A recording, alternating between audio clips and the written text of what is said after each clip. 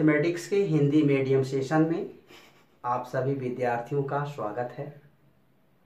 हम लोग आज फलन का लास्ट टॉपिक पढ़ेंगे, व्युत्क्रमणीय फलन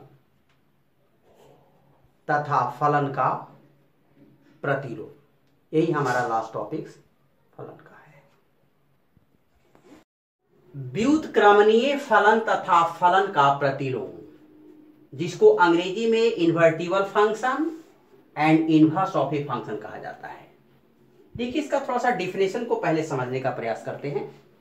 यदि फलन a से b एक एकैकी आच्छादी फलन है तो दूसरे फलन g b to a का अस्तित्व हो तो फलन f व्युत्क्रमणीय है और फलन g फलन f का प्रतिलोम है।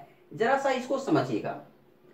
कोई फलन है तो सबसे पहले फलन एकैकी और आच्छादी होना चाहिए।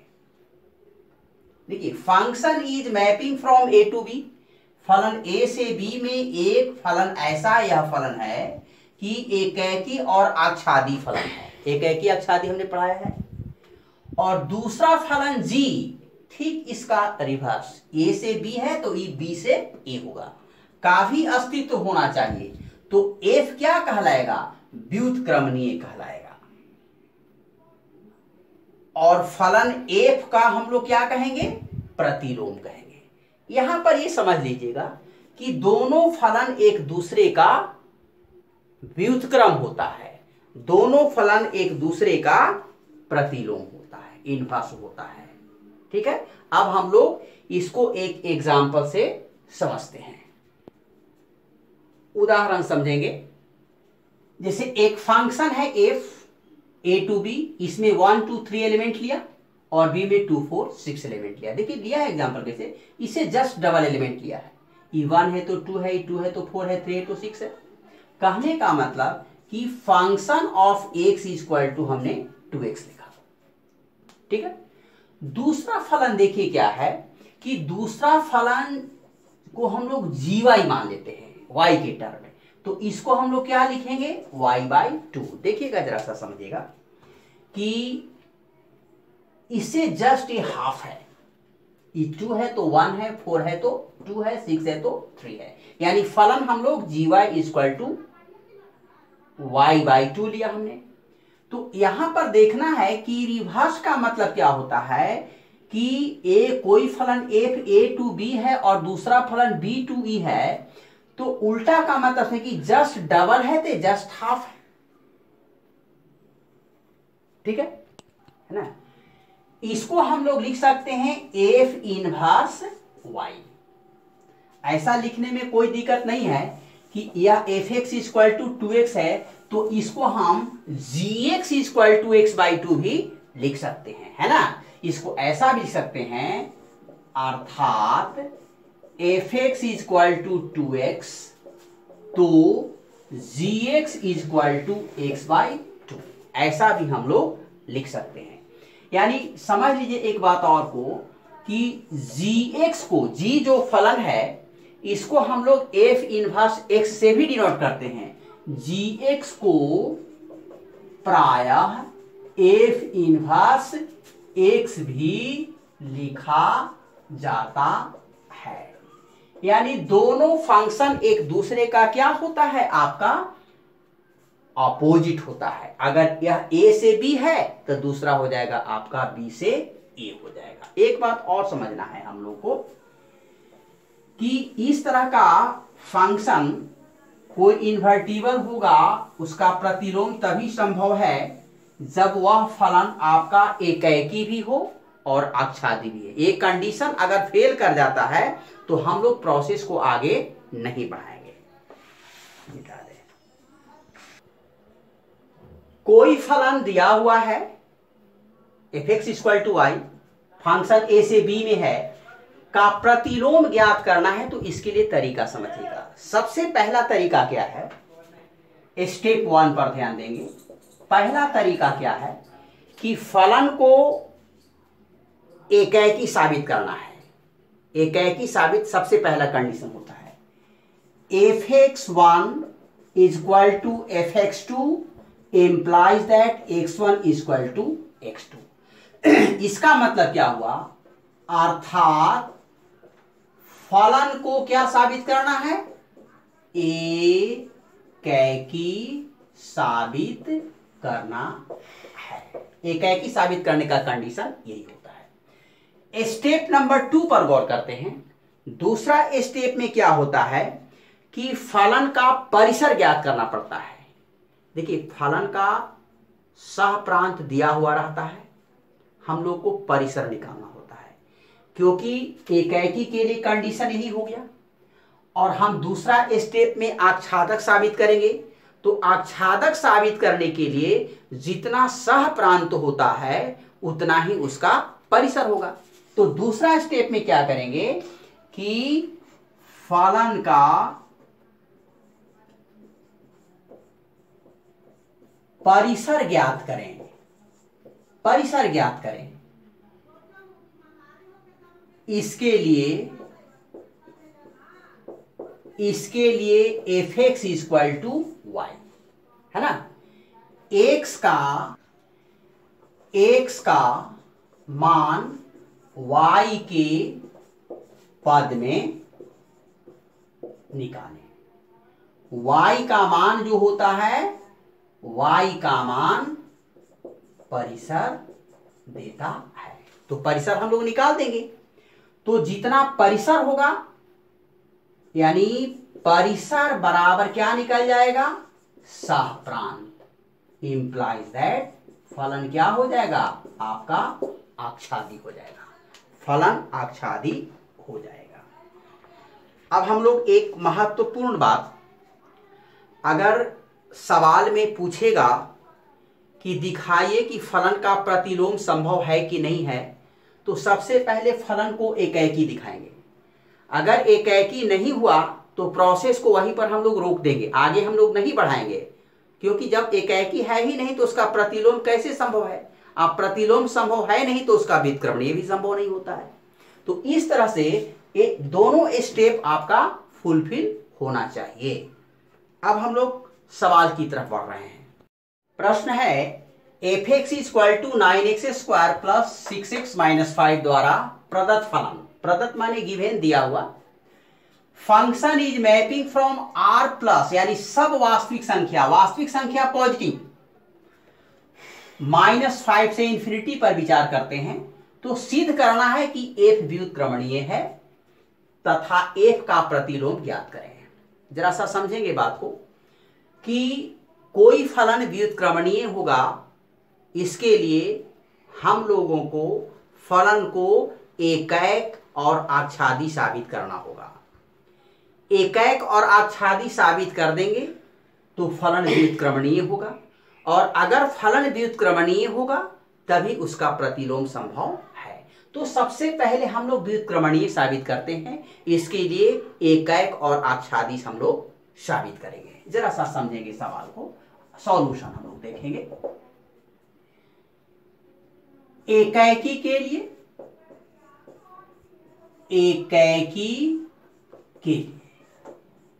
fx1 is equal to fx2, condition ये है।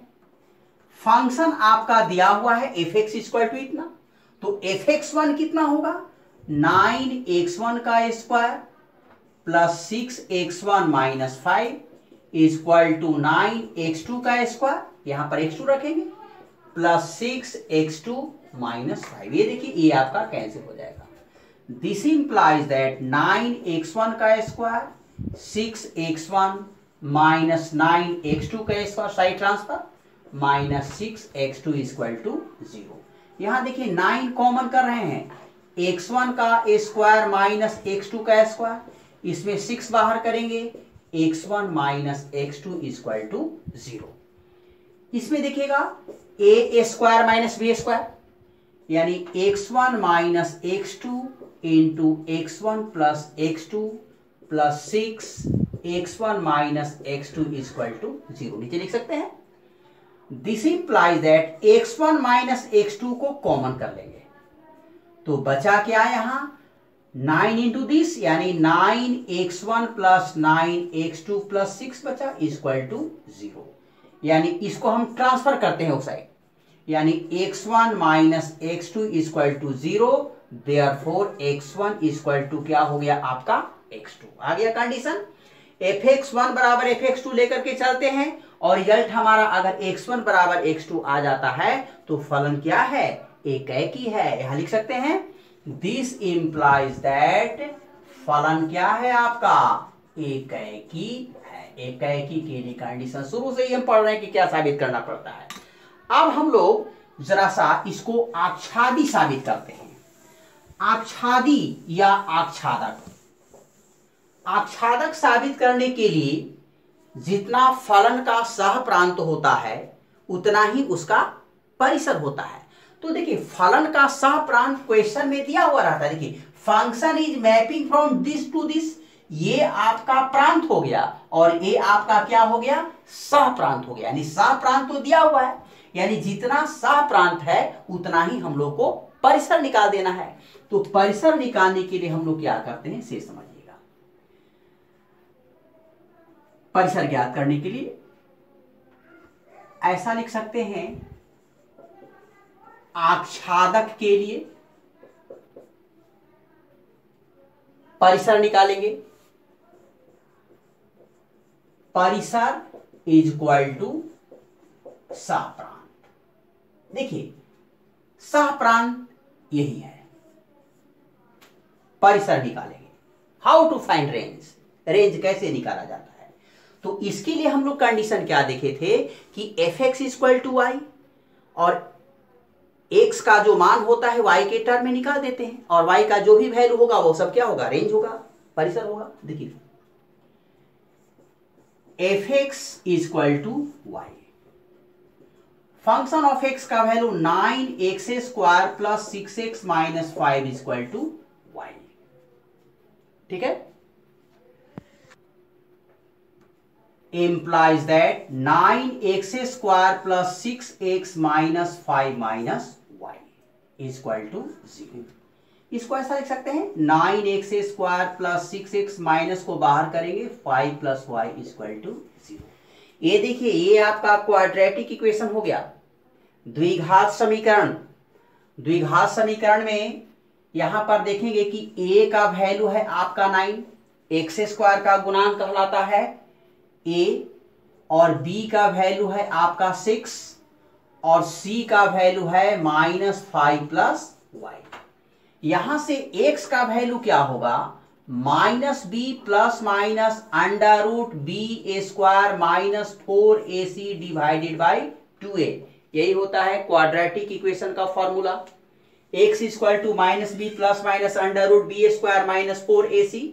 ठीक है, थोड़ा सा हम लोग मिटा रहे हैं इसको।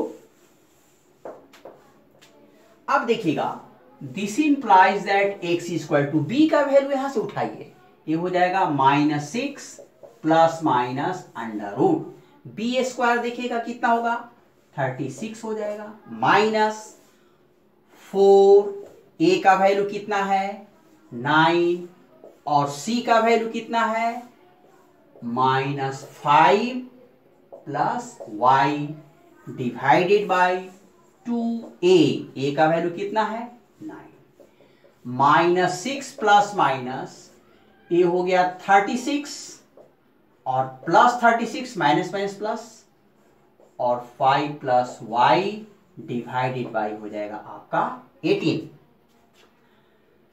इसमें देखिए तो 36 को कॉमन ले सकते हैं, 36 का स्क्वायर रूट कितना हो जाएगा 6 और under root 1 plus 5 plus y divided by 18 और दिस इंप्लाइज दैट 6 को बाहर कर लेते हैं तो ये 3 टाइम्स कट जाएगा, यानी -1 plus under root 6 plus y divided by कितना हो गया 3। माइनस छूटते जा रहा है, प्लस माइनस होना चाहिए। ये आपका x का वैल्यू निकाला। तो यहां पर x का 2 वैल्यू निकल रहा है, इसको ऐसा समझ लीजिएगा -1 minus under root 6 plus y divided by 3 और एक वैल्यू आएगा -1 plus √6 plus y divided by क्या होगा आपका 3 होगा। तो यह जो है आपका रिजल्ट नहीं होगा क्योंकि रियल नंबर पॉजिटिव है। जरा सा ध्यान दीजिएगा, हम लोग ये वैल्यू रिजेक्ट होगा क्योंकि ये नेगेटिव वैल्यू दे रहा है ना। ये आपका नेगेटिव वैल्यू है क्योंकि रियल नंबर पॉजिटिव पर चर्चा हम लोग को करना है। ये दोनों माइनस है तो जब भी रिजल्ट देगा आपका क्या देगा, हम लोग इसको रिजेक्ट कर देते हैं। ठीक है, यहां पर लिख सकते हैं नीचे में, यहां लिख सकते हैं कि -1 माइनस √6 प्लस वाई बटे 3 संभव नहीं है, संभव नहीं है। इसलिए x बराबर क्या होगा, -1 plus √6 plus y divided by क्या हो जाएगा आपका 3 होगा। समझेंगे? इसको लिखना होगा ग्रेटर देन इक्वल टू 0। क्यों लिखा गया ग्रेटर देन इक्वल टू 0? देखिए रियल नंबर पॉजिटिव है तो जब भी वैल्यू होगा 0 से बड़ा होगा। नहीं, रियल नंबर जब भी होगा आपका क्या होगा 0 और 0 से क्या होगा वैल्यू आपका बड़ा होगा। ठीक है ना। तो यहां पर देख लीजिए, थोड़ा सा कैलकुलेट करते हैं। -1 plus √6 plus y is greater than equal to 0। This implies that √6 plus y is greater than equal to 1। Squaring both side तो हो जाएगा 6 plus y is greater than equal to क्या हो गया, यानी y is greater than equal to -5। यहां पर थोड़ा सा समझना है, y का वैल्यू क्या देगा, रेंज देगा। रेंज का मतलब क्या होता है, परिसर। रेंज का मतलब परिसर, परिसर दिखेगा। y का क्या वैल्यू है, ग्रेटर देन इक्वल टू -5, यानी -5 और उससे बड़ा। अतः परिसर बराबर -5 और उससे बड़ा, यानी इंफिनिटी तक जाएंगे। ये देखिए, इसको क्लोज कर दीजिएगा, क्लोज। देखिए -5 इंक्लूड है, इक्वल टू का मतलब क्या होता है, -5 शामिल है, इसलिए इसको क्लोज इंटरवल कर दिए, क्लोज। और इंफिनिटी कभी क्लोज नहीं होता है। तो ये देखिए इसका क्या आ गया, परिसर। और हमारा सवाल में था function is mapping from R2 -5 to infinity, है ना, सवाल में दिया हुआ था। तो ये देखिए ये आपका सह प्रांत है। अब परिसर भी हमारा इतना ही आ गया, यानी इक्वल टू क्या लिखेंगे, सह प्रांत।